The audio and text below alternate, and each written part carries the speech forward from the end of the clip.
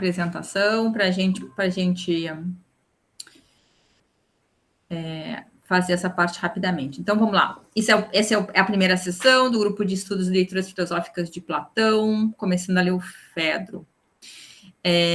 Eu sou a Inara Zanuzzi, eu sou professora de filosofia e especializada na área de Antiga, sobretudo em Aristóteles. E eu estou organizando esse grupo, que a gente pretende que seja mesmo um grupo, assim, junto com a Andréa e a Gabriela, duas estudantes da pós-graduação de filosofia. Então, eu passo a palavra para elas e depois eu espero que cada um possa se apresentar. Beleza? Olá, pessoal, boa tarde. Então, eu sou a Andréa Furtado, eu sou do Ceará, estou agora vinculada ao programa de pós-graduação da URGS. Manuel, seu microfone está ligado? É porque você quer falar? Não, desculpa. Sem querer, né? Tá bom. Eu estudo Antiga já tem um tempo, desde a graduação. Agora eu estou dedicada a pensar o conceito de Eros platônico na pós, né? No doutorado. É isso, Gabi? Olá, boa tarde a todos e a todas. Meu nome é Gabriela Messias, também sou do Ceará, estou vinculada ao programa do doutorado, né? Eu pesquiso Platão também desde a graduação. Primeiramente comecei com o Fedro, aí passei para o Filebo, né? E continuo agora no doutorado, estudando a questão dos prazeres em Platão.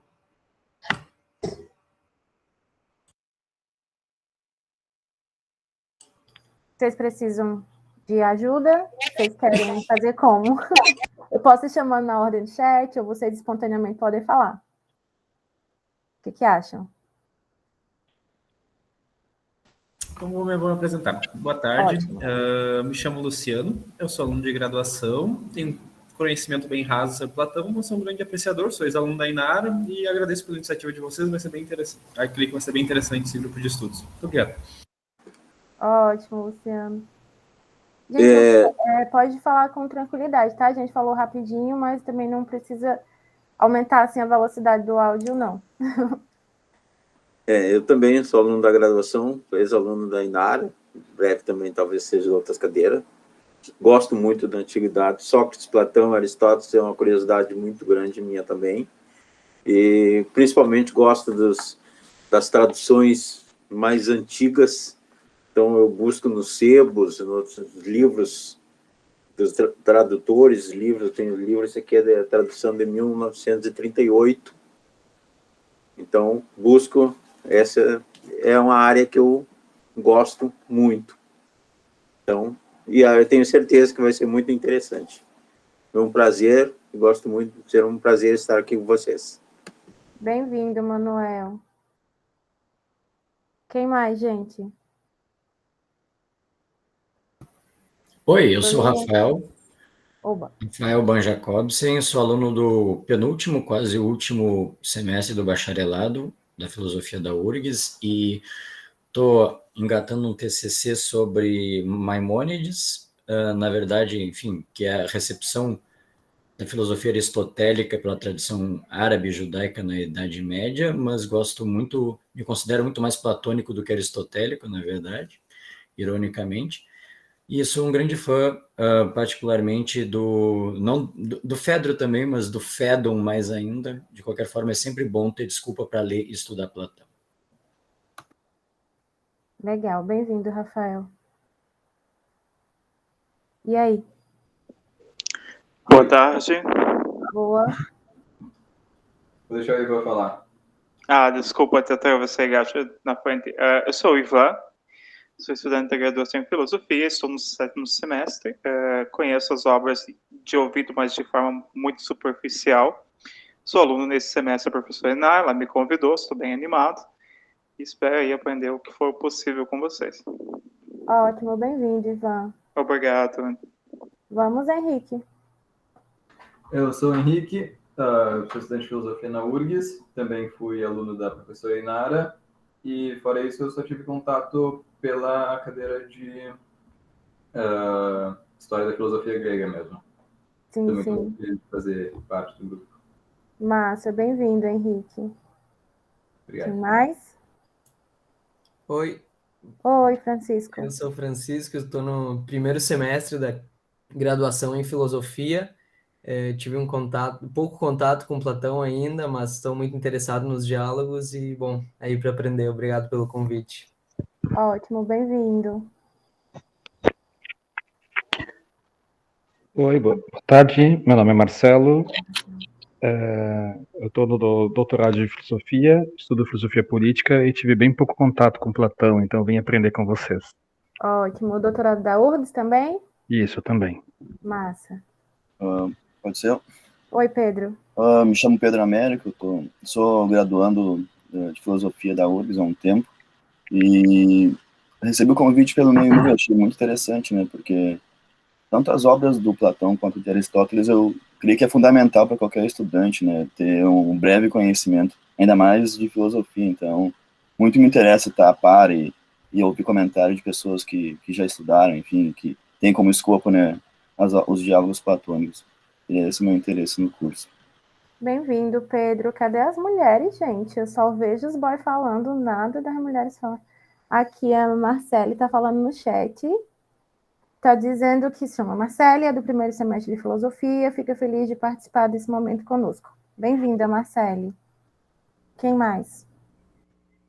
Boa tarde, meu nome é Rodrigo, eu sou da graduação em filosofia na URGS e estou aqui porque considero Platão indispensável, né? Um filósofo maravilhoso. Eu acho que, para mim, ele é não digo o melhor filósofo, mas o melhor escritor, pelo menos que eu já tive contato. E pretendo aprender bastante com vocês aqui. Obrigado. Bem-vindo, Rodrigo. Boa tarde, eu sou Leonardo Assis, eu sou estudante de graduação da URGS e eu tenho bastante curiosidade quanto à filosofia antiga, apesar de eu ter preferência pela moderna, mas acho que a antiga é muito importante para eu estudar moderno, por isso que eu vim aqui dar uma olhada. Massa, bem-vindo, Leonardo. Boa tarde, pessoal. Boa. Eu sou o Caio, eu sou formado em Ciências Sociais, na verdade, então não tive filosofia antiga na graduação. E acabei caindo no Platão, estudando Deleuze, na verdade. E agora eu faço mestrado na filosofia, aqui na UFSCar, na verdade. Sou de São Carlos, do estado de São Paulo. Mas no doutorado pretendo seguir para filosofia antiga, provavelmente estudando Platão. Isso aí. Olha aí, bem-vindo. Quem mais? Olá. Oi, Evelyn. Boa tarde, sou Evelyn, eu estou no terceiro semestre ainda. Também fui aluna da professora Inara, com História da Filosofia Antiga, né, grega. Tenho muita curiosidade com Platão e ler Platão, li pouco dos diálogos, mas tenho muita curiosidade, tento ler em casa bastante, e é isso, estou muito feliz por participar, estou bem ansiosa. Bem-vinda, Evelyn. Obrigada. Professor, aqui o microfone do senhor está aparecendo Boa desligado. tarde. Boa tarde, Patrícia. Boa tarde, tudo bem? Eu sou graduanda em filosofia e sou uma grande fã de Platão. Acho que é essencial, né, estudar os diálogos de Platão. Enfim, eu recebi o convite da Inara também por e-mail e acho que vai ser muito interessante, muito bom estudar Platão, com certeza. Bem-vinda, Patrícia. Obrigada. Tem mais? Todo mundo já falou? Boa tarde. Oi, boa tarde. Meu nome é Marjorie, eu estou terminando o bacharelado em filosofia na URGS e o meu interesse é porque antes de fazer filosofia eu fazia direito e eu acabei estudando um pouco de retórica. Então, realmente é para voltar a esses estudos e conseguir aprofundar um pouquinho mais. Mas eu não tenho muito conhecimento em Platão, não. Mas esse texto vai ser bom, então, para você. Sim. Uhum. Boa tarde, Leonardo está falando aqui no chat, eu vou ler o dele, em seguida alguém pode já retomar, tá? Aluno Leonardo Benites, acredito, ex-aluno da professora Inara, aluno da graduação da filosofia. Bem-vindo, Leonardo. Olá, boa tarde a todos. Meu nome é Baracá, eu sou professor de Língua e Literatura Grega do Instituto de Letras e sou vinculado ao PPG da Filosofia também. A minha área de estudo é prioritariamente neoplatonismo, Plotino, e eu tenho, claro, né, como todo mundo interessado em filosofia antiga, tenho grande interesse em Platão, e sobretudo no Fedro, porque eu estou finalizando uma tradução do Banquete, e são dois diálogos muito ligados, né? Tenho interesse em estudar, e acho que vai ser uma ótima oportunidade, e muito obrigado pelo convite, e, bom, é isso. Bem-vindo, professor. Eu que agradeço. Vamos mais? Oi, pessoal. Eu só, Renan, um instantinho, só para eu avisar, porque tem algumas pessoas entrando ainda, né, que a gente teve um problema com o link, então só para avisar que nós estamos nos apresentando, então quem está entrando pode ir aí, assim, se apresentando também. Mas vai lá, Renan. Obrigado, Inário. Bom, eu sou o Renan, sou estudante de doutorado e de graduação também na URGS, e me dedico à metafísica do Aristóteles, mas tenho bastante interesse em Platão também. Obrigado. Bem-vindo, Renan.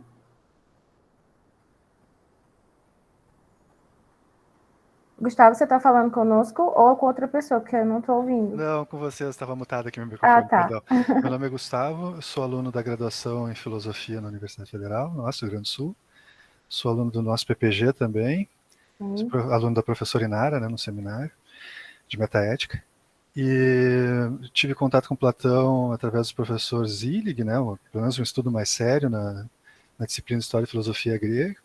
E vi nessa oportunidade do grupo de estudo uma forma de aprofundar um pouco mais, talvez uma carência que eu tenho, embora não seja exatamente uma área do meu interesse, mas talvez seja uma deficiência que eu tenho e acho que é uma boa oportunidade de dar uma estudada mais a fundo. Bem-vindo, Gustavo. Pode ser eu? Jorge Becker. Eu sou Jorge Becker, engenheiro civil aposentado da URGS, reingresso em filosofia, e já estou meados para fim do curso. Tenho 74 anos, então voltei para a URGS. E sou aluno do professor Zillig, e ali nas informações, estou fazendo agora a cadeira de Ética 1, achando fantástica, e me deu, a partir dali, um interesse muito grande. Eu sou mais filósofo do que engenheiro. Ah, coisa boa. Bem-vindo, Jorge. Não sei se é coisa boa, né? Assim, eu acho coisa boa, não sei. Eu estou achando agora. Descobri, nunca é tarde, mas gostaria de ter descoberto a filosofia antes. Sim. Mas tá bom, tá ótimo. Bem-vindo. Cristiane se apresentando aqui no chat, vou ler rapidinho dela. A aluna da graduação em filosofia na URGS, conhecimento em Platão dela é superficial, por essa razão ela gostaria de aprofundá-lo. Bem-vinda, Cristiane. Quem mais, gente? Nem sei se tem mais gente, na verdade, mas eu vi que foi entrando um pessoal. Boa tarde, me chamo Wolfgang Sattler, eu estou fazendo um pós-doutorado na URGS, principalmente trabalho sobre a metafísica de Aristóteles, mas tenho interesse também nas obras de Platão. Bem-vindo, Wolf. Quem mais?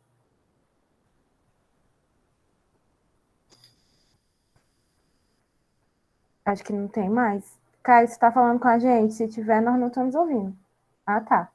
Eu fico olhando para a boca de vocês se mexendo, viu? Eu sou essa pessoa, perdão. Faço leitura labial também. Mentira, não, leitura labial não faço. Não, acho que foi, né? Acho que é bom agora a gente apresentar... Ah, tá. Apresentar um pouquinho do percurso que a gente pensou, né? Todo mundo já apresentou aqui pela lista. Todo mundo já...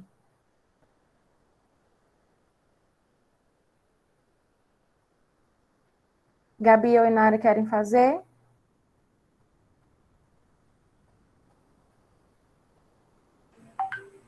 Não. Hoje eu só vou assistir. Tá bom, tá certo. Eu vou pegar aqui o que a gente planejou. Gente, na verdade, vocês já receberam um programa por e-mail, né, do que a gente tinha pensado para esse semestre.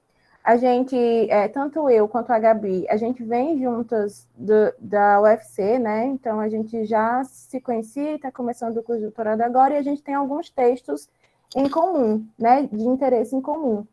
Dentre eles, o Fedro, mas, para além do Fedro, outros, né? Como, por exemplo, o Filebo, como o Banquete, como o Protágoras, a Apologia.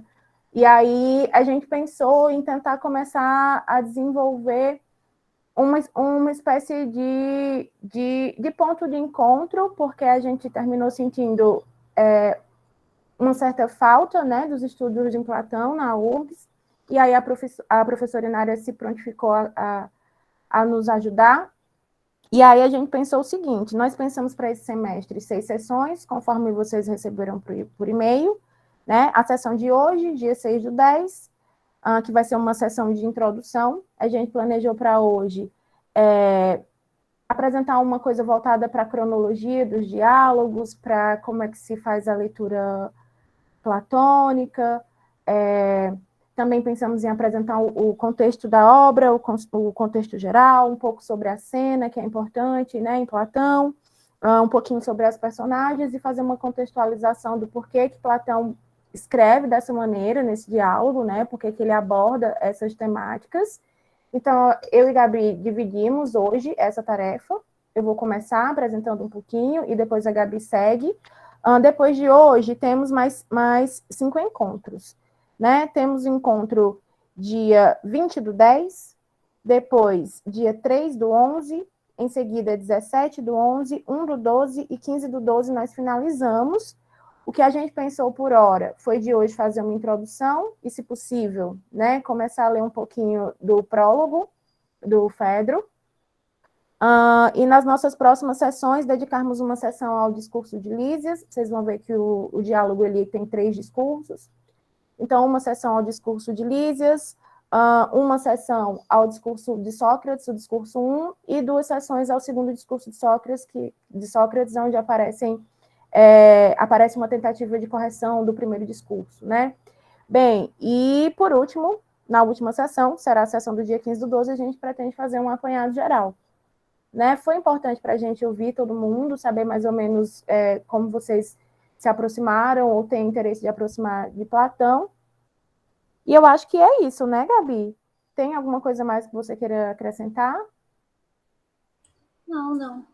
É mais ou menos isso. E também pensar que, como um grupo de estudo, né, é mais uma ideia de que toda intervenção ela é bem-vinda, porque estamos aqui no diálogo, né, que vamos acompanhar a leitura.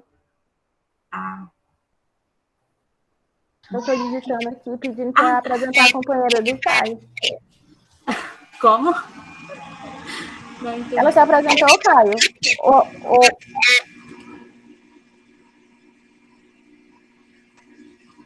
Sim, ela pode apresentar.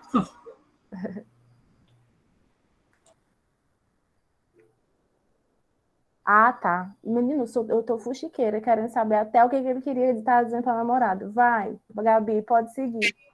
Não, mas essa ideia mesmo, da questão que, como nós vamos ler juntos, né, tem essa ideia da discussão mesmo, né? Estamos a ideia do debate para serem levantadas as questões. Né? Sim. A gente pensou também do grupo acontecer da maneira mais horizontal possível. Então, a gente quer que vocês se sintam à vontade para participar, para contribuir, para colocar questões, né? Apesar da gente já estar lendo os textos de Platão há algum tempo, né? Existem sempre lacunas e a gente está aqui para aprender também com vocês. Então, a nossa perspectiva é essa, de um grupo de estudo que tenha o máximo de interatividade possível, né? Que vocês consigam colocar as conexões de vocês, as questões também. Beleza? Tudo bem? Alguma coisa que vocês queiram dizer? Ou tá tranquilo? Pronto. Tá bom, gente. Obrigada aí pelo feedback. Ok. Massa.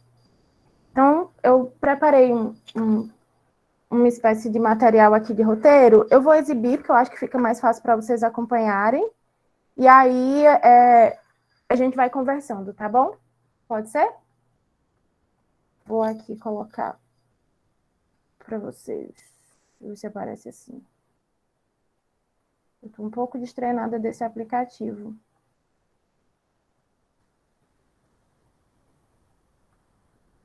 Deixa eu ver. A ciência no coração, com a André e a tecnologia não são bem assim best friends.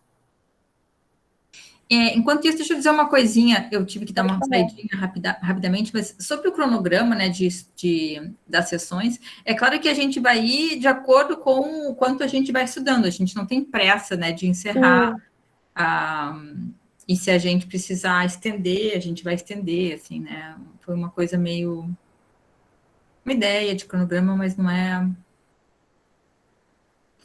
Não é fixo. A gente vai se adaptando, tá, gente? Pessoal, não sei muito bem o que está acontecendo, mas parece que vai dar certo. Entrando. Pronto. Só que tá a minha tela, né? Agora tá o handout? Não. Não, né? Tudo bem. Em geral, ajuda se o handout está numa janela separada ou ele está na mesma janela do... Tá separado, tá no Word. Eu vou fazer assim de tela inteira, porque eu tenho dificuldade desse jeito, mas eu vou. Ele não está PDF? Ele tá no Word. No PDF funciona melhor, Gabi? Agora já foi.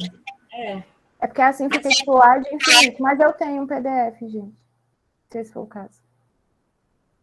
Vocês estão vendo? Apareceu, agora apareceu. Sim. Tá vendo? Obrigada. De vez em quando eu vou pedir para vocês me darem feedback no microfone, porque dessa maneira eu não estou vendo vocês, tá? E aí fiquem à vontade para me interromper a qualquer momento. Pode aumentar só um pouquinho, André? Posso, amiga. Aumentar mais. Ai, socorro. Melhorou? Um pouco mais? Tá bom, tá bom. Não, demais não. Agora foi muito? Foi muito. Aqui. Tá bom, tá ótimo. Tá, gente. Para esse primeiro dia, eu dei uma relida em alguns materiais, tá? E aí eu vou apresentar logo aqui na bibliografia esses materiais e volto para cá para cima. Eu utilizei uma página do professor Marcelo Marques, que era um professor da Universidade de Minas Gerais, da Federal de Minas Gerais. Então, ele tem um compilado lá sobre a classificação das obras platônicas. Usei também um livro do professor Gabriel Trindade, que hoje está na UFC, e aí ele tem um material introdutório, como ler Platão. Isso eu posso colocar depois no nosso drive, para vocês terem acesso. O material do professor Gabriel é muito interessante. Estou trabalhando com a tradução do Fedro, que é a tradução do Carlos Alberto Nunes, que foi publicado pela Edufpa, e trouxe também alguns elementos de um artigo chamado Um Olhar Fora da Muralha, que está já dentro do nosso drive, além do José Américo Mota Peçanha, que tem um trechinho também de uma reflexão sobre Fedro dentro de um artigo chamado As Várias Faces do Amor. Isso tudo eu posso colocar lá no nosso drive depois. Infelizmente, não tive tempo hábil de colocar para hoje, mas não se preocupem que eu agilizo isso. Eu começo aqui falando um pouquinho sobre o texto do professor Gabriel, mas também são poucos elementos. Ele tem esse material que chama Como Ler Platão, e aí ele vai tentar nos indicar, especialmente para pessoas que estão iniciando a leitura agora na obra platônica, um certo percurso, certo? Antes disso, só para a gente poder registrar, o que eu tinha pensado com a Gabi era eu falar um pouquinho, e a Gabi também falar um pouquinho, uma coisa de em torno de 20 minutos para cada uma, mas vocês podem interromper a qualquer momento e depois fica aberto para a gente tentar fazer a leitura e discutir alguma coisa, né? Vamos ver como é que vai ficar o tempo hoje, mas por hora é isso que a gente planejou. Como Inara falou, não é nada hermético, tá? A gente pode alterar.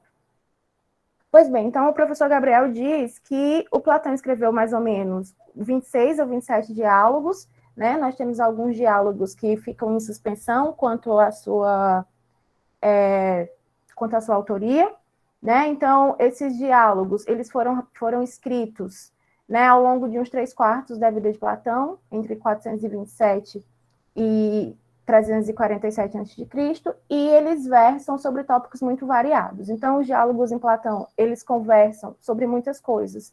Nós temos elementos da cultura grego-clássica, nós temos elementos políticos, nós temos elementos científicos e temos também os elementos propriamente filosóficos. Né? O professor Gabriel também diz que qualquer pessoa pode abordar a leitura de um ou de mais diálogos de Platão com a finalidade de compreender o que lá se diz, sem se comprometer com o interesse pelo conhecimento de qualquer outra obra platônica.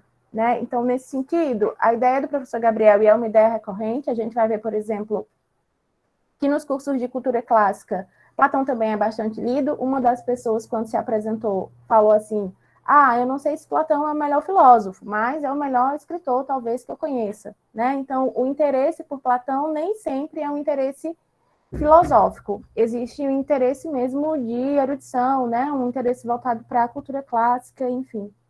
Platão, às vezes, é lido também com interesse na literatura, tá? Então, é possível que as pessoas leiam uma ou outra obra, se elas não tiverem nenhum interesse pelo conhecimento filosófico, né, ou pelo conjunto da obra platônica, mas aqui no nosso caso, a gente tem esse interesse, né, por pensar Platão através da unidade da sua obra, da possível unidade ou não, enfim. Acho que a Gabi vai falar um pouco, talvez, sobre questões assim. Bem, então, com poucas exceções, cada diálogo é composto com uma unidade literária, uma narrativa ficcionada, mas não fictícia, na qual se reproduzem debates, por vezes investigações, inseridos num contexto dramático. Aqui, o professor Gabriel fala que a narrativa platônica ela é ficcionada, mas não fictícia. E o que é que isso significa? Né? Isso significa que Platão ele se apropria de personagens que estavam ali participando da cena política, da cena cultural da cidade de Atenas ali no momento da Grécia Antiga, e a gente pode encontrar registros históricos desses personagens, possivelmente os diálogos, né, que o Platão desenvolve ali entre essas personagens são diálogos que ele mesmo criou, né? Mas tem uma coisa de fazer uma mistura ali entre verdades e mentiras, né? Mentiras, assim, gente, bem entre aspas, entre não realidade e realidade. A gente não tem como garantir que são registros fidedignos a acontecimentos históricos, mas também a gente não pode dizer que é completamente limpo de elementos históricos concretos. Então, nós temos essas personagens que muitas vezes participaram ali da cena clássica, e temos também alguns personagens que são desenvolvidos de maneira fictícia, né? Provavelmente os encontros são fictícios, né? E enfim, é mais ou menos essa a estrutura. O que é que a gente percebe? Pelo menos quando a gente pensa na personagem Sócrates, que é a personagem central do trabalho de Platão, a gente percebe que Sócrates, ele, durante alguma parte da obra platônica, o Sócrates resguarda alguns elementos que o identificam com a personagem histórica, né? Então, nós temos algumas características, por exemplo, Gorgias, que nomeia um dos diálogos de Platão, ele também aparece para nós como sendo uma personagem histórica, e quando Platão utiliza da figura do Gorgias no diálogo, ele traz algumas características que correspondem às características históricas da pessoa Gorgias. Tudo bem até aqui? Gente, eu estou fazendo uma coisa bem do começo para a gente poder seguir junto, tá bom? Tá tranquilo? André, eu posso Oi. fazer uma questão? Demais. Pode. Tem alguma obra, assim, que seja meio que de ruptura entre o Platão histórico e o Platão histórico, não, desculpa, o Sócrates histórico e o Sócrates onde ele começa a manifestar interesses mais próprios do Platão mesmo e não da figura histórica do Sócrates? Pedro, socorro, parei a apresentação, volto já para ela. Tem, hoje aqui nesse percurso, né, pelo texto que a gente vai trabalhar, que é um texto que eu produzi o material, é um texto de introdução a essa tradução do Carlos Alberto Nunes que eu preparei.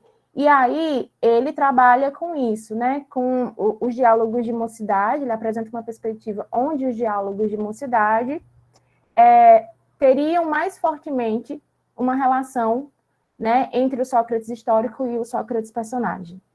E aí, a partir dos textos de maturidade, aparentemente, tem vários teóricos que discutem nesse sentido, aparentemente vai havendo um distanciamento entre as características, que eram características que nós nos habituamos, né, do Sócrates histórico, e o que talvez seria uma tentativa do Platão introduzir a sua própria filosofia, né? Porque nos textos iniciais, o que parece é que o Platão está apresentando uma filosofia socrática, vamos pensar assim.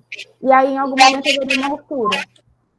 Oi, Gabi. E também a questão da própria temática, né? As temáticas que passam a ser abordadas, enquanto Sócrates tem muito um posicionamento ético, né? Mas na frente, mais a questão da teoria das ideias, essas questões começam, mais da metafísica, começam a ser abordadas, vão estar mais presentes também. Pronto, aqui no percurso, na tabela que o professor Marcelo Marques preparou, a gente vai perceber essa divisão, né? De que maneira eles conseguem dividir. Oi.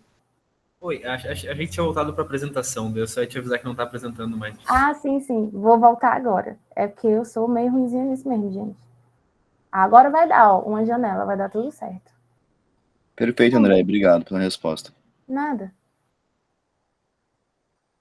Bom, então, o professor Gabriel Trindade, ele também apresenta para nós o que ele chama de divisões tradicionais. Gente, antes de passar para esse ponto, ainda pensando aqui na pergunta do colega, o Trindade, ele diz uma coisa, nesse livro mesmo, né, nesse Como Ler Platão, ele faz, assim, uma provocação. Ele diz, existe um motivo pelo qual Platão não se põe como personagem de obra nenhuma. Então, aí ele provoca, perguntando assim, se Platão quisesse apontar para uma filosofia platônica ou para teorias platônicas propriamente ditas, porque a gente vai encontrar uma certa dificuldade, né, em delimitar o que seria uma filosofia platônica. E aí ele pede para a gente pensar nisso, ele coloca lá a pergunta, e ele diz, aparentemente ele não apareceu porque ele não quis, ele tinha essa opção de se colocar como personagem, de colocar teses na sua própria boca, né? Mas ele não faz isso. E aí o Trindade traz essa provocação. Gente, o professor Gabriel Trindade, para quem não conhece, é realmente uma figura digna de ser conhecida. É uma pessoa que eu admiro muito, e esse livro dele é muito bacana também. A perspectiva dele também é um pouco diferenciada, ele está voltado para questões como senso-percepção, em Platão, enfim. Eu vou colocar o material dele, vocês vão poder conhecer um pouco mais. Como a maioria de vocês é do Sul, talvez vocês não tenham proximidade com o debate dele. Bem, então ele apresenta essas divisões tradicionais, tá? Existe uma divisão tradicional que vai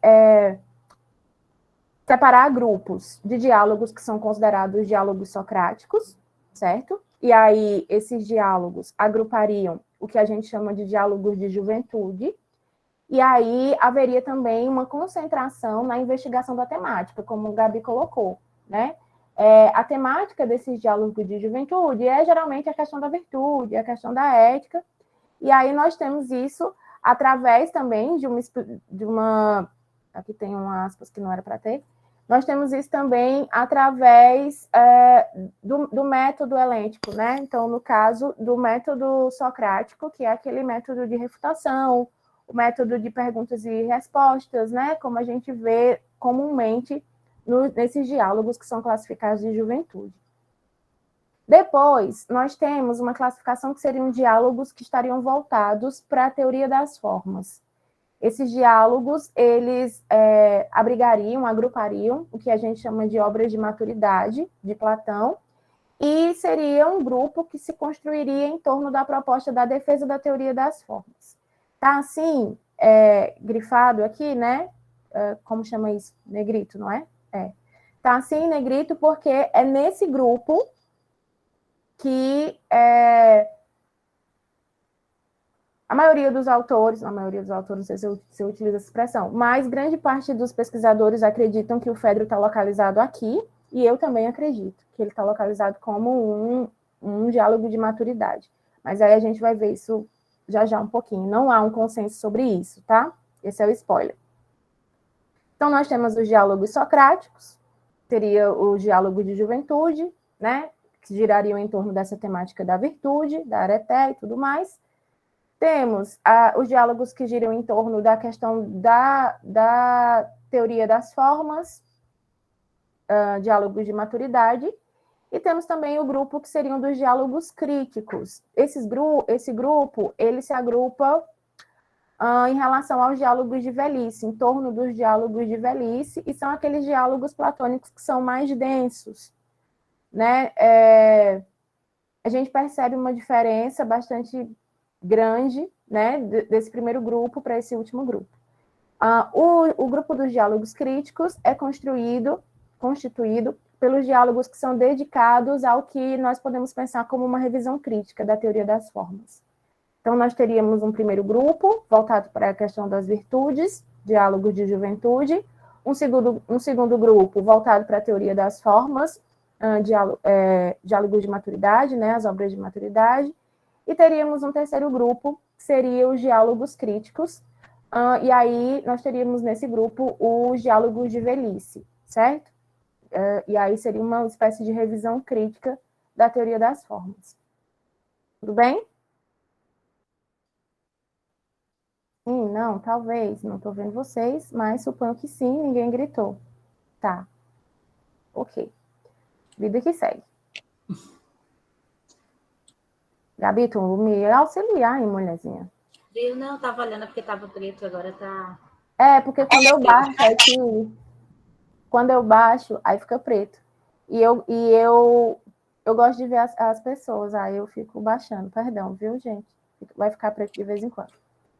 Pois bem, além disso, a gente pode pensar também em concepções de leituras platônicas. Nós temos uma concepção que vai ser evolucionista, portanto, vai compreender que os diálogos de Platão, eles vão expressar uma evolução intelectual e ideológica de Platão, né, na marcha da exposição de sua filosofia. Então, seria uma perspectiva desenvolvimentista, né, evolucionista. E nós temos também uma maneira de ler Platão que se envereda pela ideia de uma unidade, né, uma leitura que seria uma leitura unitária. O professor Gabriel Trindade não concorda com essa leitura, e aí ele diz para nós que, desconsiderando o aspecto evolutivo, que é inevitável, né, num pensador cuja a produção se estende ao longo da sua vida, essa teoria considera que a diversidade dos diálogos exprime didaticamente uma visão unitária da filosofia platônica, diferida em diálogos por razões pedagógicas. Então, para essa perspectiva unitária, existe uma unidade, e Platão ele faz uso de determinadas modificações, né, de determinados caminhos dentro de cada diálogo, que muitas vezes podem até causar em nós a sensação de uma contradição interna, né, na unidade platônica, que teria em vista ser mais pedagógico, né, fazer-se compreender. Então, existem duas perspectivas. Eu confesso que tem horas que eu misturo as duas, eu não consigo muito bem me posicionar nesse sentido, dizendo é só assim ou só desse outro jeito, porque eu acredito mesmo que Platão ele faz um uso pedagógico forte. Alguém levantou a mão? Pode falar, Gabi. Assim, que nessa perspectiva unitária, né, ela traz uma ideia de que Platão ele desenvolve o argumento conforme o que ele quer mostrar naquele diálogo, né, qual seria o foco. Por isso que, muitas vezes, alguns diálogos, eles são vistos como... alguns posicionamentos de Platão, às vezes, podem ser vistos como contraditórios. Por exemplo, no Fédon, no diálogo Fédon, onde já há mais uma presença que ele vai tratar da imortalidade da alma, há uma rejeição maior para com o corpo, certo? Aí, nesse sentido, mais na frente, quando dá essa rejeição do Platão com o corpo, quando você chega no Filebo, você poderia pensar, então, quer dizer, o prazer ele não vai fazer nenhuma parte na vida humana, porque há um destaque, né, conforme essa perspectiva, né? Conforme o que o Platão quer mostrar naquele diálogo, toda a argumentação estaria voltada conforme que ele quer destacar no diálogo presente, né? Faria muito isso. Pronto. Desculpa, Andréa, continua. Continua.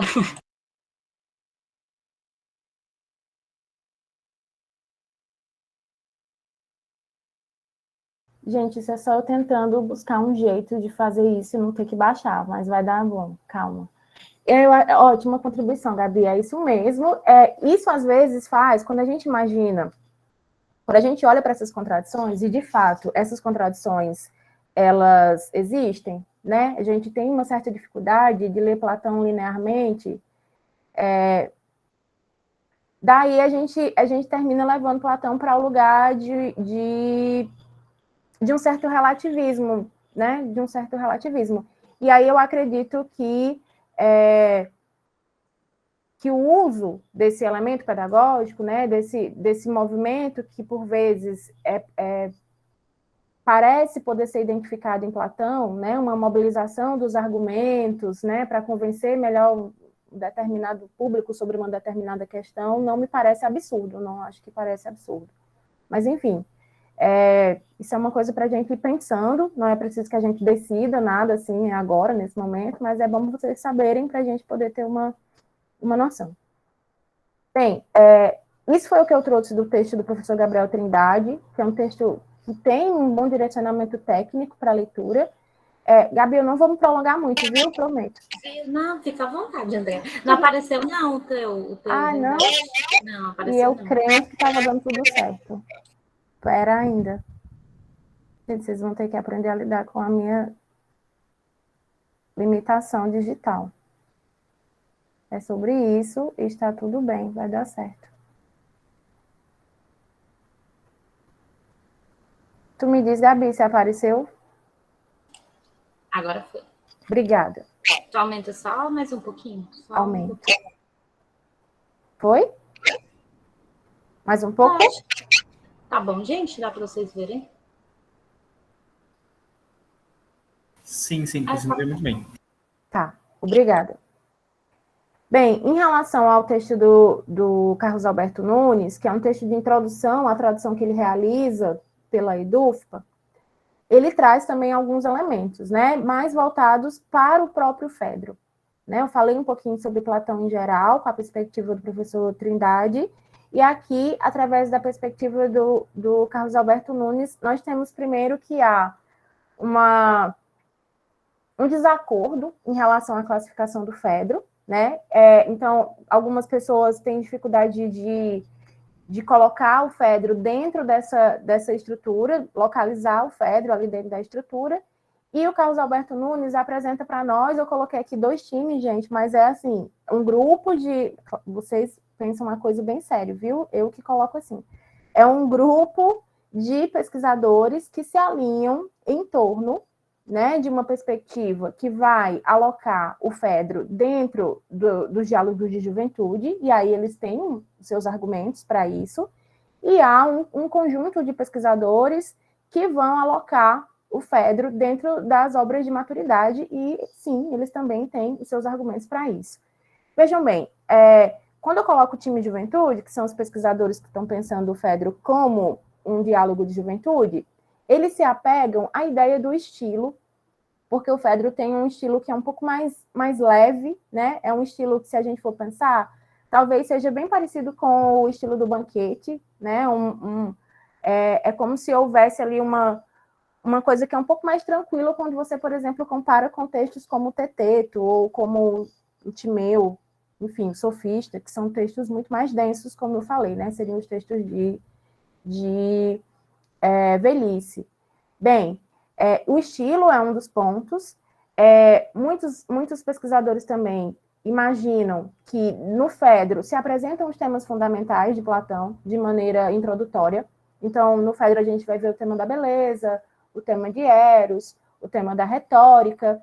E esses pesquisadores que estão aqui compondo esse time de juventude, eles compreendem que o Fedro seria uma espécie de introdução ao corpus platônico. Uma introdução seria melhor desenvolvida em diálogos futuros, né? Então, imagino o Fedro como uma possibilidade de iniciação filosófica à filosofia de Platão, porque aparecem ali vários temas, né?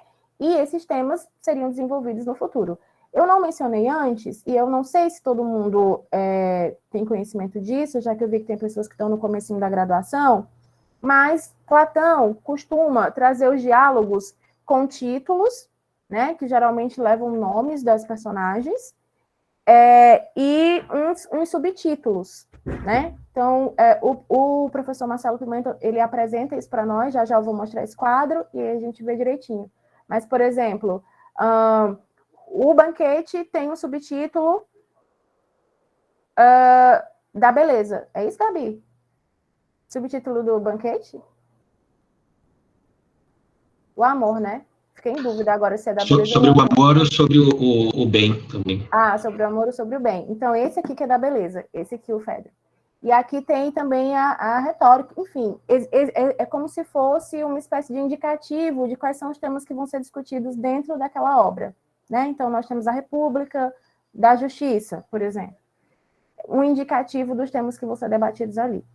Pois bem, então, essa ideia de que os temas fundamentais de Platão estão sendo apresentados no Fedro de maneira introdutória, ela é uma coisa que não agrada o Carlos Alberto Nunes e também não agrada o professor Trindade. E, enfim, a mim também não está agradando, mas quem sou eu, né?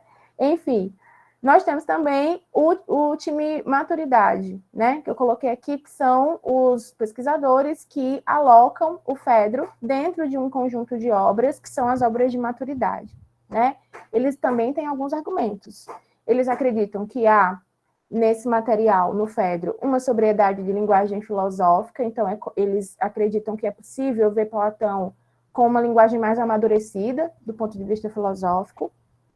Acreditam que esses temas, né, beleza, Eros, retórica, eles aparecem no Fedro não de uma maneira introdutória, mas de uma maneira complexa, né? Então, não seria um texto de iniciação, mas seria, na verdade, um compilado complexo dessas ideias, que são ideias fundamentais para Platão.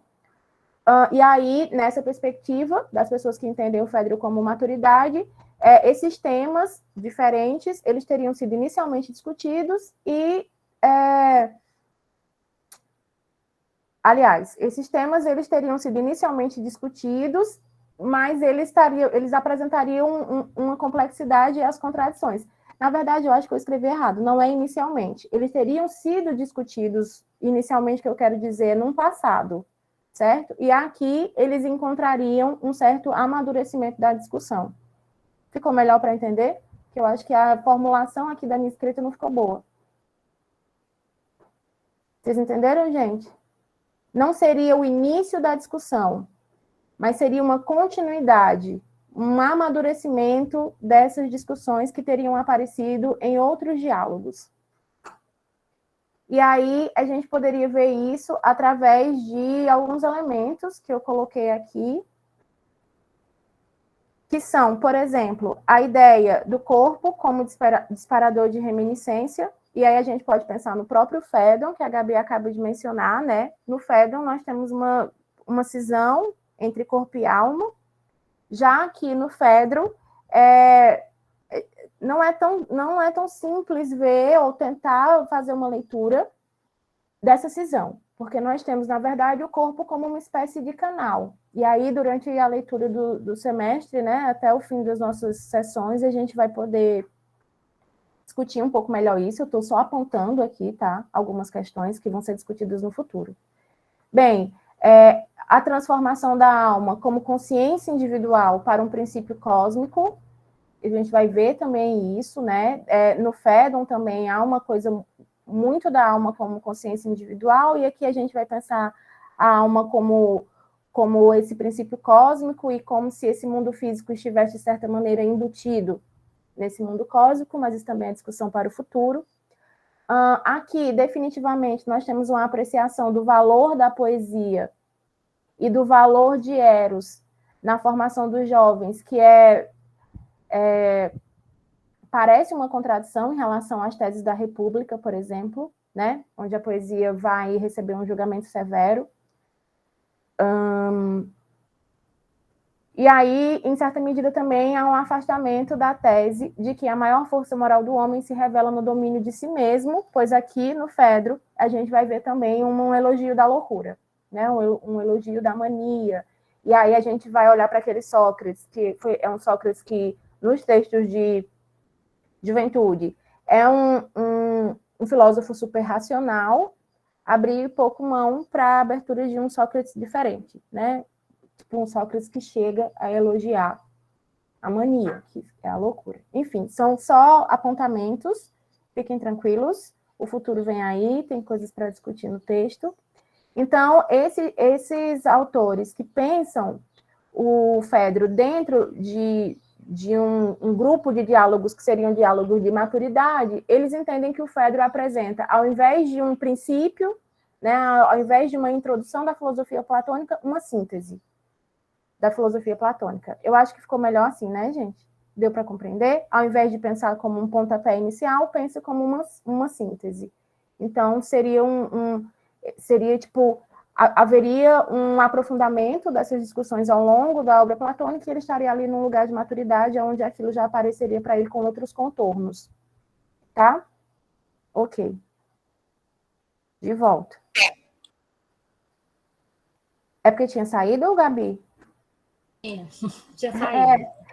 Eu baixei para ver a cara de vocês, que eu fico perguntando, vocês estão entendendo aí como ninguém fala?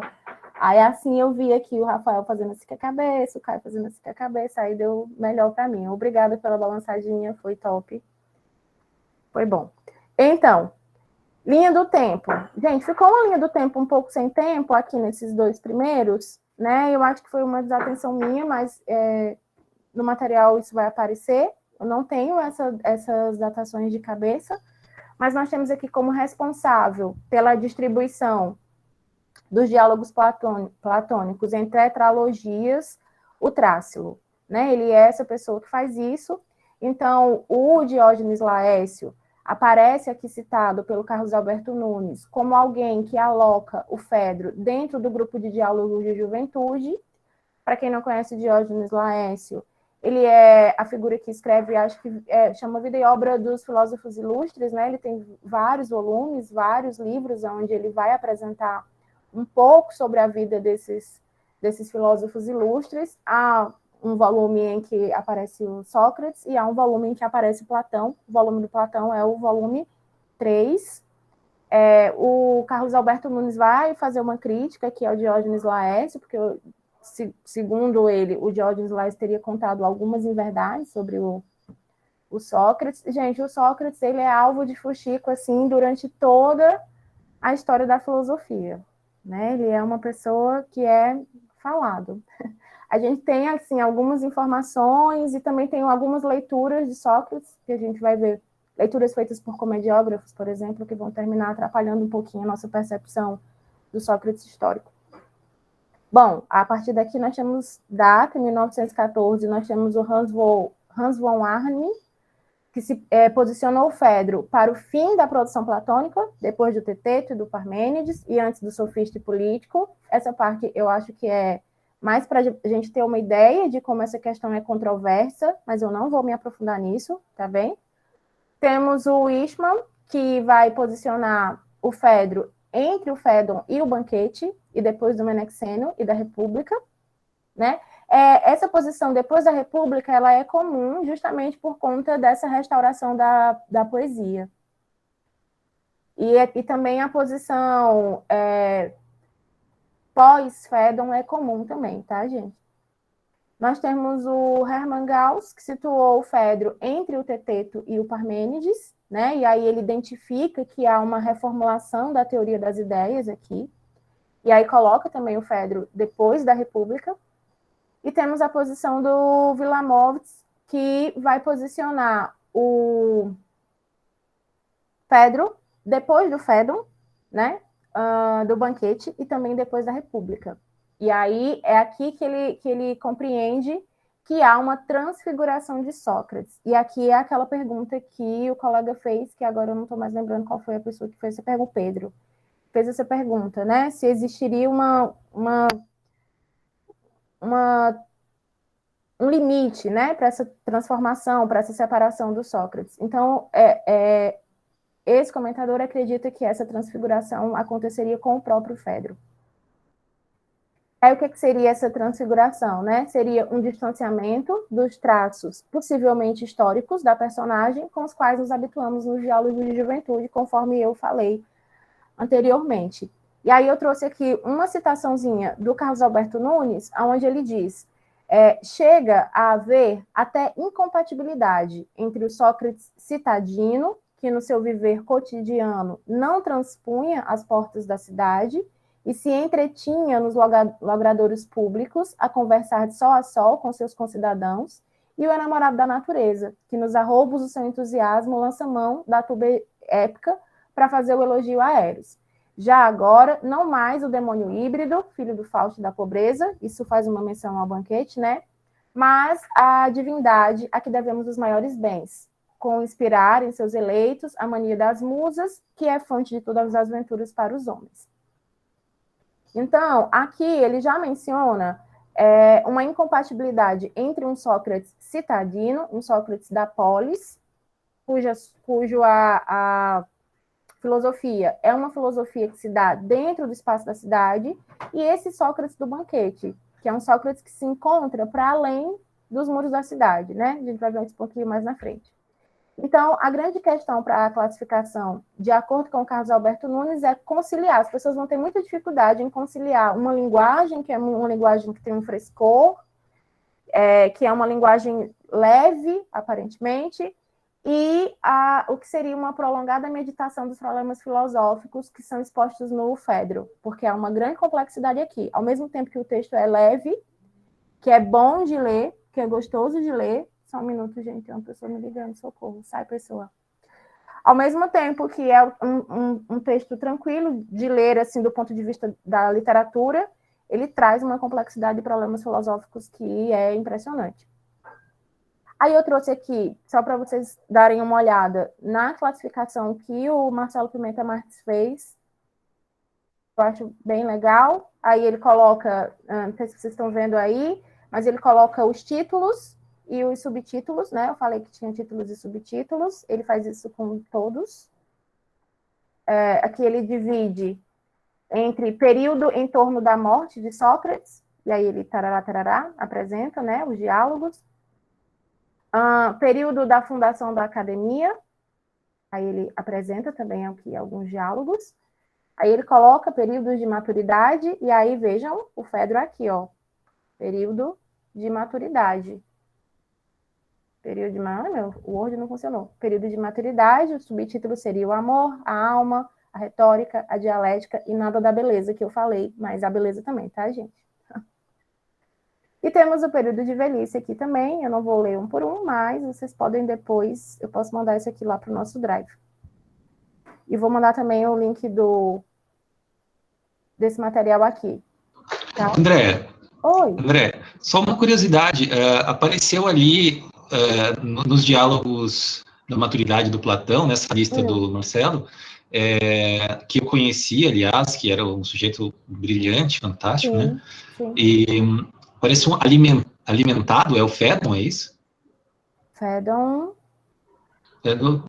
Vai um pouco mais para cima. Aqui, ó, 16. Alimentado. Uma imortalidade da alma. Não, esse aqui deve ser outro diálogo. Eu nem tinha visto isso, na verdade. Não tinha. Será que é algum diálogo apócrifo? Nossa, eu não me lembro de ter visto isso. Aqui embaixo, ele coloca uns que são os polêmicos e ele coloca também os duvidosos. E engraçado, né? Esse ali... Todos esses duvidosos eu conheço.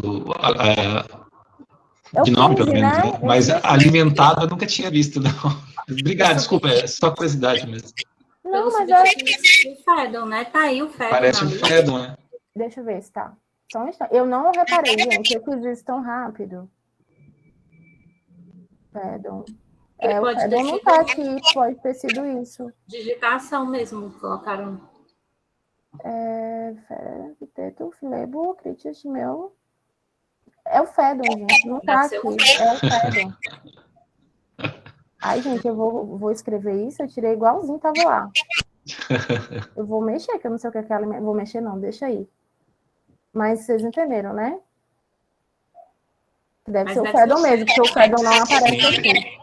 Eu vou depois conferir lá no site para ver como tá. Porque Na também... página dele, né? Amiga, eu vou dar uma olhada. Eu tô com os links aqui, quando você estiver falando, eu boto aí no chat. Tá bom. Que olho bom. Quem falou? Eu não vi quem falou. Fui eu, Baracá. Ah, tá. Que olho Mas bom. teve mais alguém também que percebeu. Não sei se foi o Leonardo, talvez. E o meu olho estava procurando só o Fedro, eu nem vi. Gente, eu tô tomando toda a fala da Gabi, tô envergonhada, Gabi, mas é isso, vida que segue. Só um instante, rapidez. Quem são os personagens? Nós temos Fedro e Lísias, além do discurso, está errado aqui. Além do Sócrates, né, gente? E aí também vai aparecer indiretamente o Isócrates, acredito, mas eu não quis mencionar aqui, senão eu ia falar demais. Bem, é o Isócrates mesmo. Né? Nós temos o Fedro como uma interseção com o Banquete, já que o Fedro é personagem também na obra O Banquete. Nem sempre Platão faz isso, né? Isso vai acontecer com o Fedro, vai acontecer com o Alcibíades, né? Que para mim é uma grande figura, assim, é uma pessoa que vai dar nome a 2 obras de Platão, que vai aparecer no Banquete, mas enfim. Com o Fedro, ele aparece tanto nomeando esse diálogo, quanto como personagem no Banquete. Lá no Banquete, ele é o mestre de cerimônias, é ele que vai organizar, né, o banquete, a ordem das falas, as regras ali do que vai ser dito, como as coisas vão ser ditas. Então, destaque para isso. Temos a figura do Lísias também. O Lísias ele vai aparecer como uma imagem negativa da retórica, né, uma personagem que vai representar a má retórica.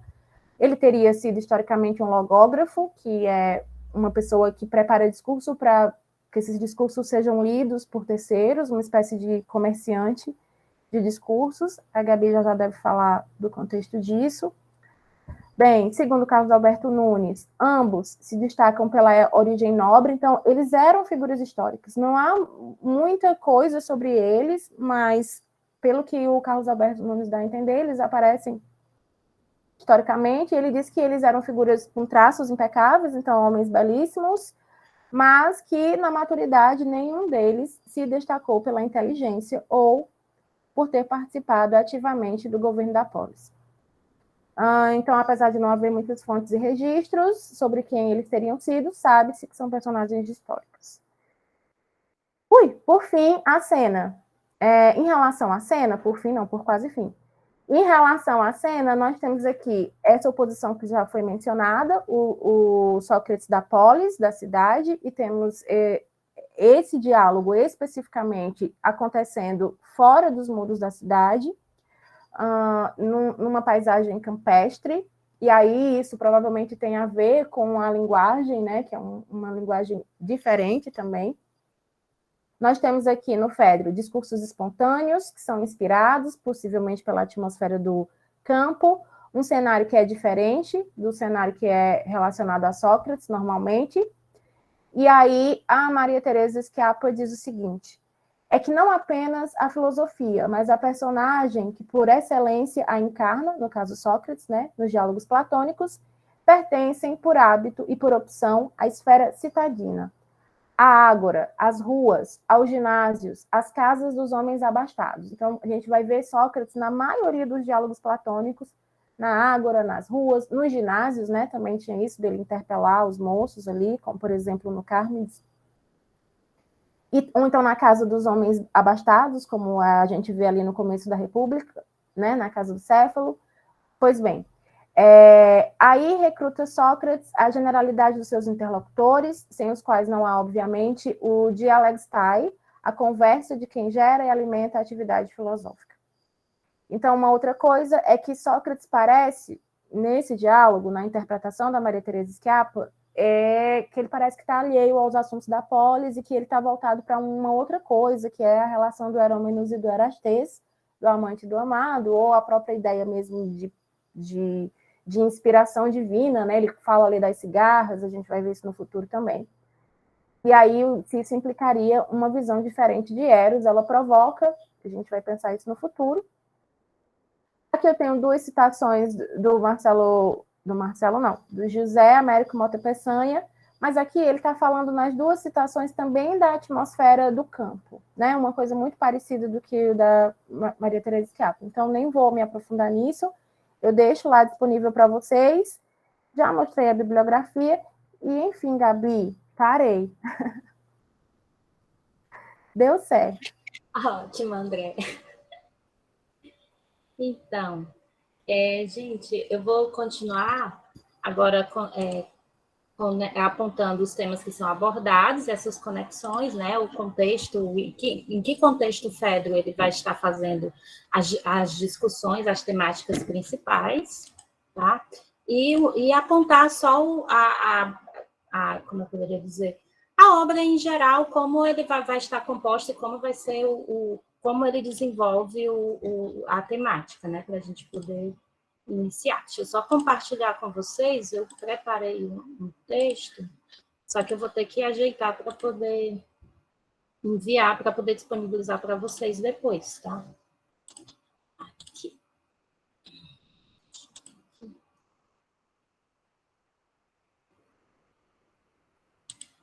Com as referências que eu utilizei, um artigo do professor James Arias, da UERJ, que ele vai falar sobre o que seria a unidade do Fedro, tá? E da tradução para o inglês, do Rockford, a introdução que ele faz, um comentário sobre o Fedro, do que seriam essas abordagens, o que seria a temática, a unidade do Fedro, uma vez que o próprio Fedro, ele aborda vários temas, né? Como o André falou, essa abordagem, ela que vai ser motivo de contradição, tanto na composição, em que ela seria inserida no diálogo de maturidade ou de juventude, porque, como foi colocado, né, a princípio, ele pode ser visto como um compêndio de todo o pensamento platônico de tão amplo que pode ser considerado os temas abordados, mas ele vai ter um norte, vai ter uma conexão, que muitos estudiosos vão colocar esse norte na retórica, né? Gente, tá bom desse tamanho ou tá pequeno? É bom aumentar mais um pouquinho, né? Tá bom, Tá bom? Tá, assim, aqui tá bom, não sei para vocês, pessoal. Tá bom desse tamanho ou tá pequeno? Tá bom? Acho que tá bom. Tá bom. Então, né, a princípio, assim, como eu falei, por muito tempo, ele foi tratado como um compêndio platônico, que serviria de base para entrar na filosofia de Platão, né? Alguns estudiosos apontam que a temática principal seria o amor, ou a retórica, ou o bem, ou o belo, mas o que é mais comum se colocar que seria a retórica, a temática principal, dentro o que vai ser o elo entre todos os assuntos que vão ser abordados no diálogo. Certo? É possível apontar 3 pontos fundamentais principais no diálogo Fedro, né? Apontar a importância da busca da filosofia no significado dado a essa palavra por Sócrates e Platão como a verdadeira pedagogia da alma, em contraste com as falsas afirmações da retórica contemporânea, né? Com a retórica de seu tempo. Propor uma retórica reformada que deve servir aos fins da filosofia e adotar o seu método. né? E apresentar um método especial de filosofia, o método dialético de coleta e divisão, e exemplificar isso tanto positivamente nas falas de Sócrates e negativamente na fala de Lísias, né? Porque a retórica ela também é tratada no Gorgias, mas ela é tratada apenas como uma técnica. E quando ela vai ser tratada no Fedro, ela já é utilizada a serviço da filosofia, né? No Fedro, essa psicologia, o que o Platão estaria fazendo, estaria conduzindo a alma do Fedro, né? Porque no início do diálogo, o que iria estar acontecendo? O Fedro, ele é um entusiasta pela oratória, né? Ele estava super empolgado com o discurso que ele traz no braço com Ulisses, quando ele sai da cidade e encontra o Sócrates nos campos, eles vão caminhar, e o Lísias, o Fedro vai ler esse discurso do Lísias para o Sócrates. E nesse discurso ele vai trazer o posicionamento do que seria o Eros, certo? E ele não está muito preocupado com o formato que está presente nesse discurso. Eu vou falar isso mais à frente com mais calma, vou só, primeiramente, pensar nessa abordagem para não atropelar aqui. Esses objetivos, né, que são apresentados no Fedro, no diálogo, eles não são independentes uns dos outros, né? Esse objetivo de apontar a dialética, a retórica como uma ferramenta dialética de condução da alma, certo? Eles não são independentes, nem são buscados cada um uma parte separada do diálogo. Por mais que a gente possa dividir o diálogo, eles não são independentes, pois Platão, ele não vai escrever tratados, né? Os diálogos de Platão, né, são diálogos, ele vai dramatizar os argumentos como eles poderiam ser concebivelmente desenvolvidos em uma conversa qualquer, como nós estamos conversando aqui, e assim vão sendo tratados os assuntos, né? Embora o primeiro propósito, ou o propósito dominante, seja mais claramente destacado e mais diretamente perseguido na parte intermediária da obra, né, após os dois discursos, ele está presente em todo o conteúdo e é o que vai dar unidade ao diálogo, né, após a palinódia, né. A problemática, ela se apresenta a partir da controvérsia iniciada pelo discurso de Lísias, né, que o discurso de Lísias, o Lísias não vai estar presente pessoalmente, ele vai estar apenas escrito e o Fedro vai ler esse discurso para o Sócrates. Pois no Fedro vai estar presente, né, essa crítica direcionada à sofística, onde Platão, ao trazer a retórica como tema central, se vale do Eros como mote para o desenvolvimento da questão. São questões que que predominavam na época, né? Tanto a sofística como se davam as relações eróticas na época. E essas relações entre o amante e o amado eram temas frequentes nos debates. E como que a sofística, os jovens estavam tratando? Como esses assuntos estavam sendo discutidos, né? Por que a sofística ela era tão criticada, no caso, por Platão? Por que ela vai ser criticada? No Fedro, Platão ele vai fazer esse destaque, né?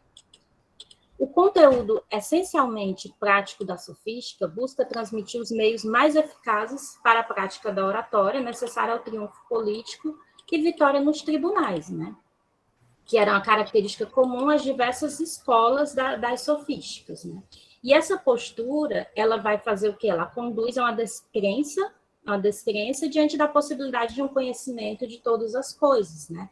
Uma vez que os sofistas, eles viam aquela busca, as grandes especulações dos pré-socráticos, dos seus antecessores, e que não chegava-se a uma verdade. E as pretensões filosóficas, a pesquisa ontológica era questionada pelos sofistas, não havia essa consideração da verdade, né? Isso que o Platão ele vai estar criticando, né? Assim, a sofística, ela criticava os fundamentos da verdade e da lei, da lei que antes era de origem divina, né? Assim, citando no artigo do professor James, né? Ele falando, né? O problema da verdade se encontrava com efeito reduzido àquela da política do verossímil e do provável, e do fundamento da lei se esgotava na constatação de seu uso estabelecido e provisório normas. Desse modo, se desenvolveria uma teoria de circunstância favorável do momento oportuno, sem a preocupação com a verdade, voltada apenas para a arte da oratória, visando o convencimento, né? E para Platão, esse posicionamento representava um perigo muito grande para a formação dos jovens, né? Para a formação do cidadão, e iria acabar provocando uma crise na polis, né?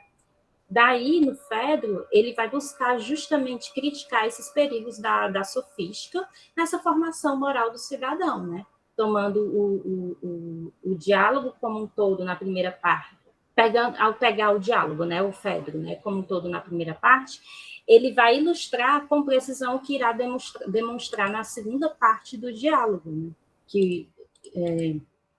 Ai, cadê? Ixi, na segunda parte do diálogo, porque o diálogo, ele nas duas partes dele, a primeira parte, o Fedro chega, lê o texto de Lísias, e quando o Fedro lê esse texto de Lísias, ele vai fazer considerações sobre como seria a relação entre o amante e o amado. É um discurso mal feito, e Fedro está todo empolgado com esse discurso, que ele acabou que ele trazia em mãos, tinha acabado de ler para o Sócrates. O Sócrates, impulsionado, ele vai construir um novo discurso sobre essa relação entre o amante e o amado, porém, ele traz um Eros danoso, né? Mas ele faz um discurso mais bem feito, mais elaborado, ele traz toda uma ordem de dizer, primeiro é preciso identificar o que seria o amor, o que seria o Eros, para assim, dessa forma, poder identificar as consequências. Assim que ele termina assim que ele termina o seu discurso, né, ele faz até de cabeça coberta, porque ele está envergonhado, como se fosse uma ofensa aos deuses que ele está fazendo, né? Aí ele começa um outro discurso, que seria sua palinode, que seria um discurso de retratação ao que ele fala. Essa seria a primeira grande parte do diálogo, né?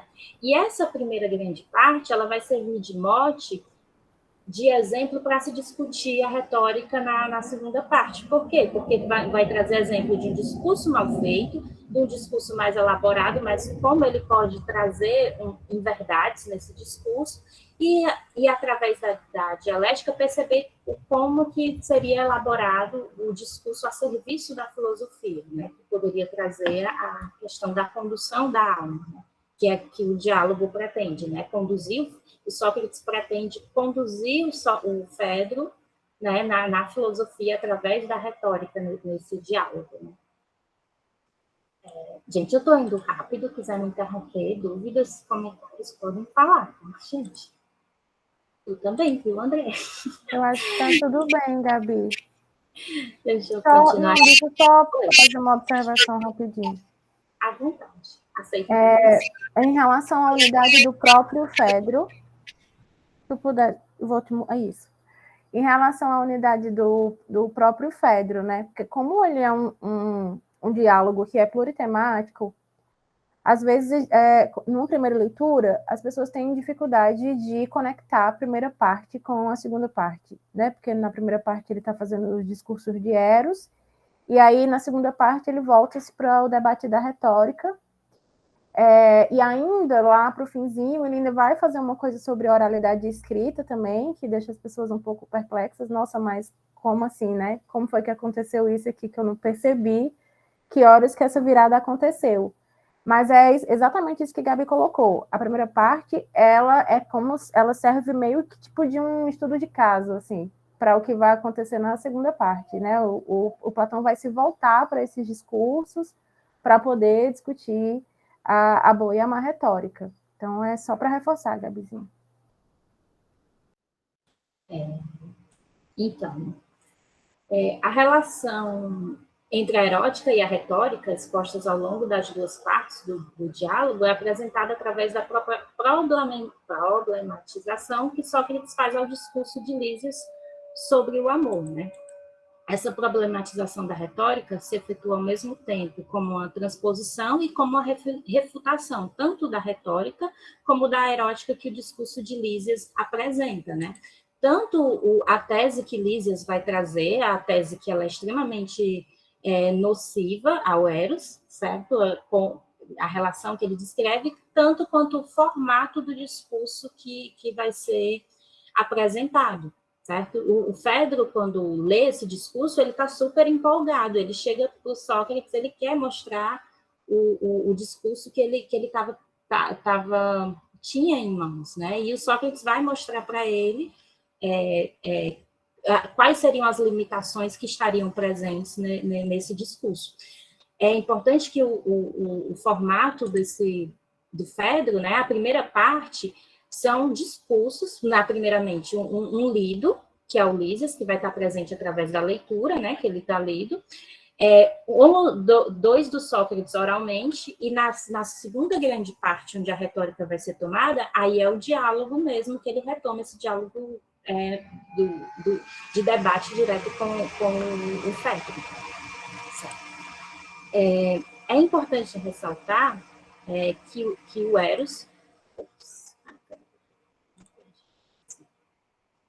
foi um tema inquietante para o pensamento da época, né? Que era um tema constante, sendo assíduo a sua temática dos exercícios retóricos da época, pois a juventude ela questionava com frequência em que situação competia ceder às solicitações do amante, né? Uma vez que nesse contexto se desenvolviam as relações pederásticas, que eram voltadas para uma formação pedagógica. E o que seriam essas relações, né, pederásticas, né? O menino, o primogênito, ele era educado primeiramente pelo Estado e em seguida pelo Erastê, né, que era o amante, pois não cabiam às mulheres a função de educar os seus filhos, uma vez que ela era destinada somente ao seu papel cívico, que era a reprodução biológica, e o pai biológico estava sempre ocupado com a política, né? Então, seria o Estado, né, esses Erastês que iriam educar os jovens. Woman, ela até traz ele traz um comentário, né, que na Grécia a incapacidade da mulher de educar os filhos era substituída pelos Erastês na relação pederástica. O soldado mais velho, ele procurava fazer com que o jovem limitasse a bravura e a coragem para ser um militar valoroso. Desse modo, é possível perceber como a pederastia, assim como o fator pedagógico, também assumia essa conotação militar. E a pederastia permitia ao amado, que é o agente passivo, durante o convívio com o seu amante, aprender valores morais e políticos, né? O amado seria aquele que estaria aprendendo, né? E o amante era aquele que iria estar ensinando. E como tais relações deveriam acontecer, geravam muitas vezes diversos debates. E em Platão, a discussão tradicional em relação às ações relativas ao amado vão ser... eu acabei que ficou meio incompreensível esse texto aqui. No caso, ao invés de se perguntar quem é inconveniente amar ou em que situações o amor seria honroso, certo? Vão ser direcionadas para Platão, vão ser transformado o que seria o amor em si, certo? Isso vai sendo modificado. Desse modo, no Fedro, o Eros ele vai estar presente nos 3 discursos que vão ser proferidos na primeira parte do diálogo, né? No primeiro do Lísias, e no primeiro de Sócrates e na Palinódia, né, que é a retratação que o Sócrates vai fazer sobre o primeiro discurso que ele faz. Aqui a visão geral das partes, eu acho que teria sido mais didático para mostrar a parte depois, mas enfim. O diálogo Fedro, ele, como eu já falei, né, apresenta uma estrutura diferenciada dos demais diálogos. Ele pode ser dividido em 2 partes. A primeira é apresentada na forma de discurso que versam sobre o Eros, sendo um escrito, o discurso de Lísias, e 2 orais, que são proferidos pelo Sócrates, que servirão de norte para a segunda parte, onde será tratado o tema central, que é a retórica, né? E na segunda parte, ele passa a tratar sobre a retórica, sobre a questão da oralidade, da escrita, né? O diálogo Fedro começa com Sócrates e o jovem Fedro se deslocando para fora da cidade de Atenas, né?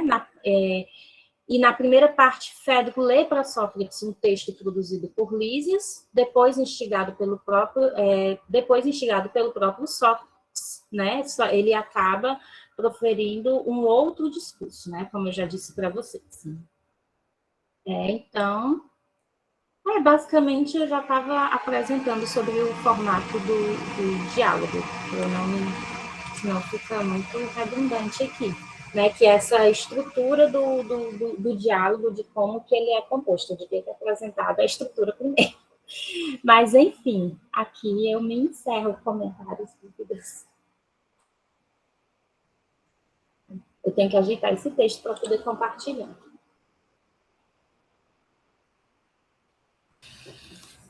Então, vamos conversar um pouco sobre esses tópicos. E a gente também, assim,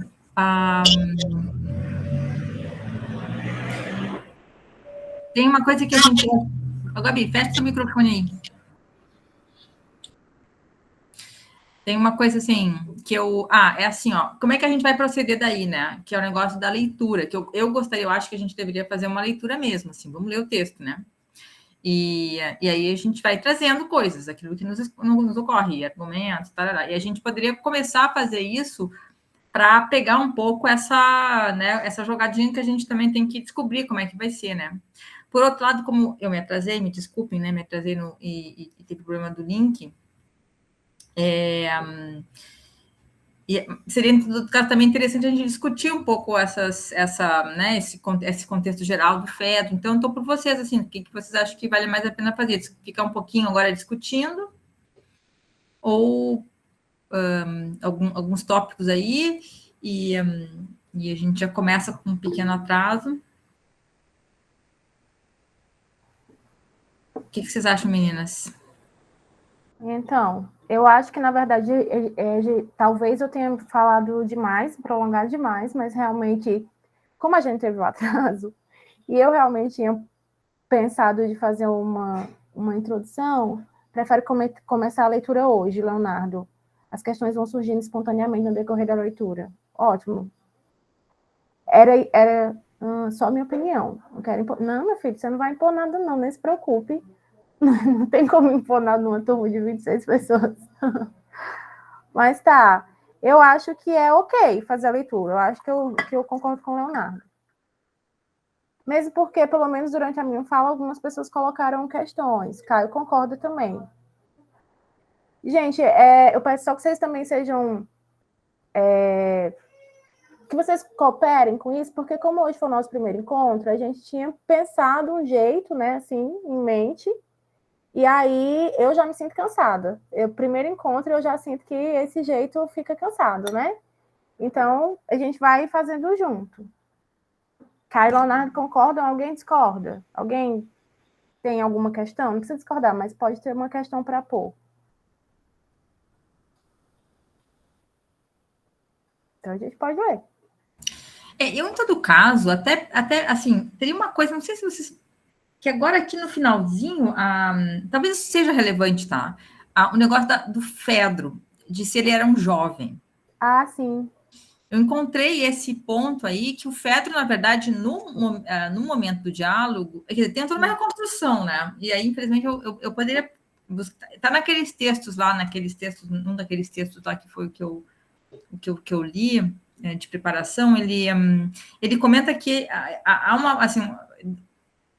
O Fedro, não sei se vocês falaram isso também, ele foi um personagem do Banquete, né? Sim. E então há uma possibilidade de entender o Fedro não como um jovem. Sim. Né?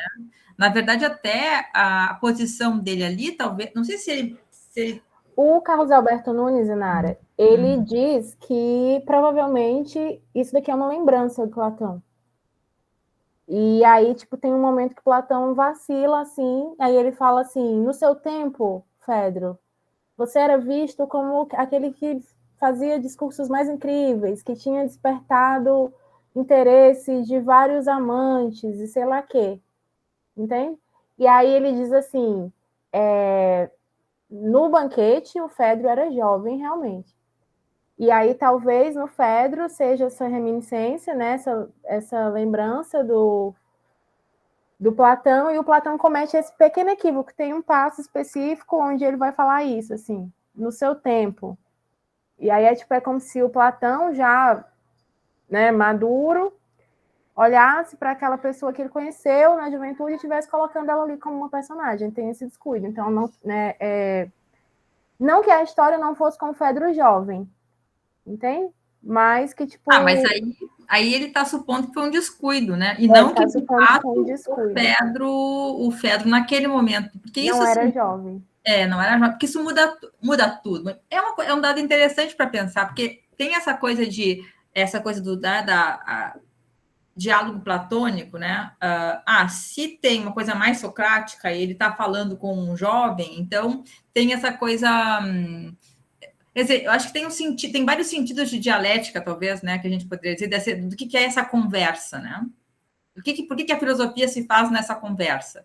E uma coisa é se você faz essa conversa com um jovem, e a coisa é bem, de fato, assim, de aconselhamento, de alguma forma de formação, né, da juventude. E a outra coisa é se você está fazendo aí com uma pessoa mais velha e daí, então, isso muda um pouco, então, em termos do que está acontecendo no diálogo também, né? Em termos de reflexão filosófica, né? E eu acho que também na própria relação de amante e amado, né, isso muda também. O fato do Fedro não ser tão jovem. Se ele realmente não for tão jovem, a época da narrativa, se não fosse um descuido, né? Porque aqui o Carlos Alberto Nunes diz assim, nessa passagem escapou da pena de Platão um anacronismo involuntário. Ele diz, ele errou. Sim, ele estava lembrando, contando a memória, e ele se confundiu. Eu acho que a passagem, é a do 242A, onde tem isso, né? Onde vai ter essa menção. Mas se o Fedro não for mais jovem também, a própria narrativa do discurso de Lísias, que a gente vai ver, eu acho que os meninos estão ansiosos para ir nos discursos, né, e tal, que assim, é o que tem, para mim, é o que tem de mais bonito no texto. Mas o próprio discurso de Lísias, ele ganha um outro sentido, porque o que ele está dizendo ali é não ceder para aquele que não ama, mas também uma relação entre homens mais velhos não tem o mesmo status do que uma relação entre um homem experiente e um adolescente. Então... é que a gente pode compreender de diversas formas o discurso do Lísias, né? E o discurso do Sócrates, para quem é que eles são dirigidos, né? Sim.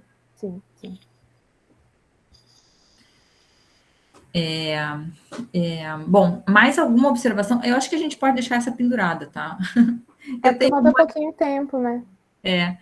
Eu tenho alguma referência sobre isso, mas eu teria que ir olhar, e daí eu tenho que catar a referência, também não queria que a gente demorasse muito, assim. E a gente pode ir voltando essas coisas aos poucos. Assim. Pode, tem várias coisas. Agora cá tem alguma coisa para dizer. Pode falar. Não, é só uma observação que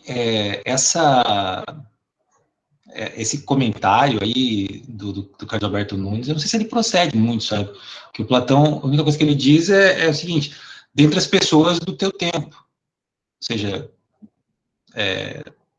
dentre as pessoas do teu tempo, diz aqui, eu estou por exemplo, na tradução do Cavalcante, né? Tu és ótimo com os discursos, Fedros, e simplesmente maravilhoso, pois o que eu penso é que dos em teu tempo produzidos, ou seja, das pessoas que nasceram no teu tempo, ou talvez dos, né, que viveram na tua época, ninguém produziu mais do que tu, e quer mesmo tu os tenhas proferidos, ou a outro tenha dado. Ou seja, não sei se tem alguma informação assim que nos force a tirar alguma conclusão disso, sabe? É só isso, que, né? Não é nada... É. Não chega a ser super conclusivo, assim, né? Por enquanto. Não, eu acho que é um apontamento mesmo, né? Que a gente pode ver. Porque ele diz assim que tanto ele produziu quanto ele foi motivador, né, de discursos. Os discursos surgidos no teu tempo, ninguém deu origem a tantos como tu, ou por tu mesmo os teres pronunciado, ou por teres sido, de um jeito ou de outro, causa indireta de que terceiros o compusessem. É assim que o Carlos Alberto Nunes traduz. E aí ele entende que é só essa expressão, no teu tempo mesmo, que o professor falou. Só essa expressão, ele talvez dê essa esticadinha aí, né? Mas ele mencionou, e eu lembro que eu já tinha lido isso antes, não tinha percebido, e hoje, na releitura, eu percebi. Mas esse, no seu tempo, não pode ser considerado justamente da diferença de idade de Sócrates pelo Fedro ser jovem? Aí os dois serem de épocas, por mais que sejam contemporâneos, mas de idades diferentes. Pode sim, sem dúvida. Assim, se você me permite só me meter um pouco nessa história, enfim, essa relação de pederastia, né, ela é importante em algum momento, ela não era tão unânime assim, não era todo mundo que aceitava isso tão bem, ou seja, até certo momento, né, era aceitável que um homem mais velho se relacionasse com um homem mais novo. Atingido uma certa idade, essa relação tinha que ser abandonada porque ela não era mais aceitável. E essa idade, né, a partir da qual não é mais aceitável para um jovem ter uma relação com um homem mais velho, ela seria algo em torno de 16, 17, 18 anos para a gente hoje. Então, o fato de o Fedro ser jovem ou mais jovem e ser de uma geração diferente do Sócrates não necessariamente implica que haja uma reprodução dessa relação ou que o Fedro seja tão jovenzinho a ponto de ainda de ser um herômenos, né, um amado, uma pessoa que é cortejada, cobiçada. O Fedro, ele, pelo menos para mim, né, tanto aqui quanto no banquete, ele é caracterizado como um jovem, mas um jovem adulto já, né, uma pessoa que não tem a relação submissa,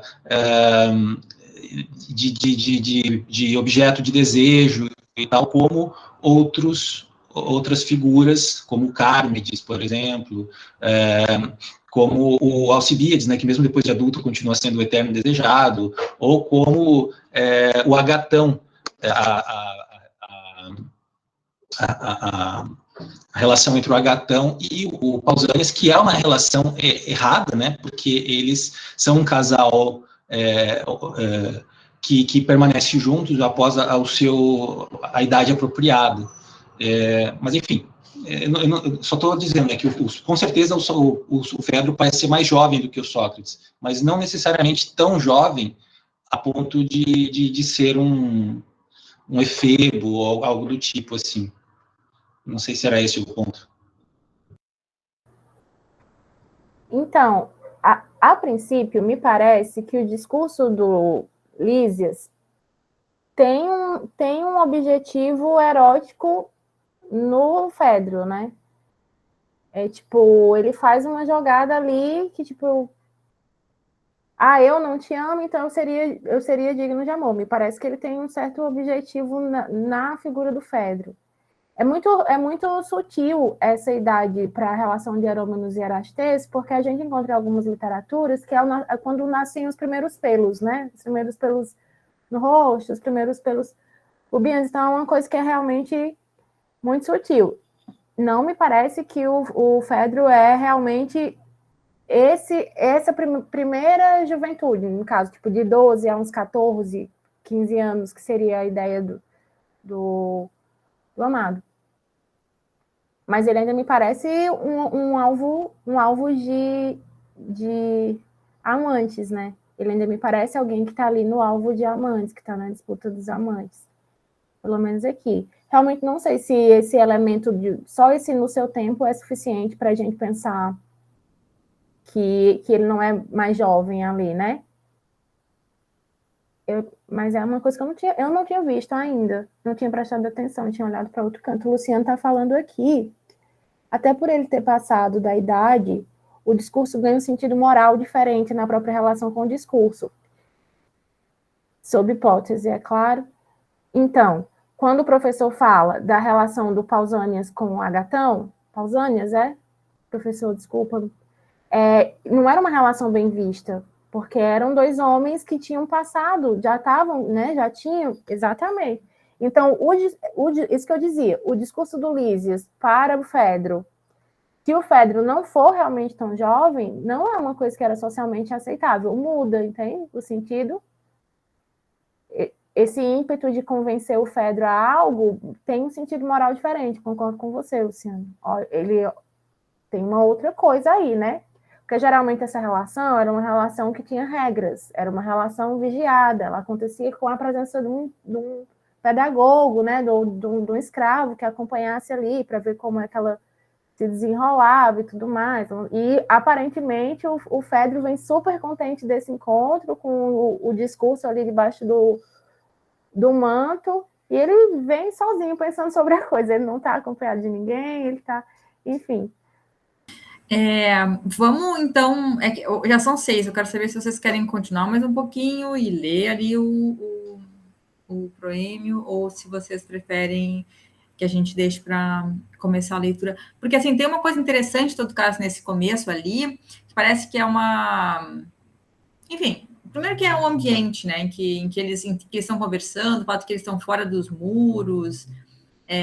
Então, acho que pode ser interessante também ler essa passagem, né, essa passagem em que eles se encontram, assim. E... tem coisas ali, acho que para observar, né? Platão é sempre bom a gente ler, conhecer bem o contexto, né? Mas aí não sei se vocês querem fazer isso agora ou preferem deixar para... Então, eu pessoalmente não posso, porque eu tenho que trabalhar já. É verdade, pessoal. é verdade. É bem corrido, assim, o meu horário entra direto no trabalho. Mas eu queria propor que o nosso próximo encontro, como a gente teve esse primeiro longa introdução, né? Foram tocadas aí várias coisas que vão precisar depois ser pormenorizadas. A gente podia fazer o outro encontro lendo. Daí a gente começava com essa leitura e aí a gente ia fazendo as paradas necessárias. Pelo prólogo, né? A gente começaria pelo prólogo. E aí entrava no primeiro discurso que é o discurso de Lísias. O Leonardo, ok, Patrícia também, Luciano. Eu acho bom. A gente pode... Tem uma bibliografia lá, né, no Drive, vocês podem consultar, podem ter traduções. Se alguém tiver mais alguma sugestão de tradução ou de bibliografia, pode ficar à vontade para colocar lá. Eu me desculpo muito pelo atraso de hoje. Próximo encontro no mesmo link. Confusão, desculpa aí, pessoal, mas eu estava tenho uma boa desculpa, eu estava lá na Câmara dos Vereadores defendendo a filosofia no ensino fundamental de Porto Alegre. Só que isso me deixou bem baratinada daí. Justificadíssimo. Muito bom, professora. Isso aí. Parabéns, professora. Gente, pois então eu vou precisar me despedir, tá? Quero agradecer. Muito obrigada, Gurias, estava ótimo, foi bem legal. A gente vai continuar conversando, né? As próximas sessões a gente vamos tentar fazer. Daí vamos fazer assim, a gente acho que projeta o material e daí vai lendo, mas tenho para vocês a própria versão, né? Porque fica mais fácil de ir para frente e para trás, né? Sim. A própria versão. Sim. Então, vamos ficar combinando também de vocês fazerem de uma forma bem colaborativa, tá, gente? Se tiverem material para contribuir, Tá. Coloquem lá no E, André. Baracá, muito obrigadíssimo, você é um amor. Eu que agradeço. Vai ser um prazer, eu vou aprender bastante aqui. Aham, sei. Então, vamos fazer assim, na próxima sessão eu apresento, tá? Quer dizer, eu conduzo, assim, para a gente ter alguém combinado de que alguém vai conduzir, assim. Tá bom. As meninas fizeram essa tarefa hoje, a próxima sou eu, depois a gente reveza. Tá bom. Obrigada, gente. Beijos.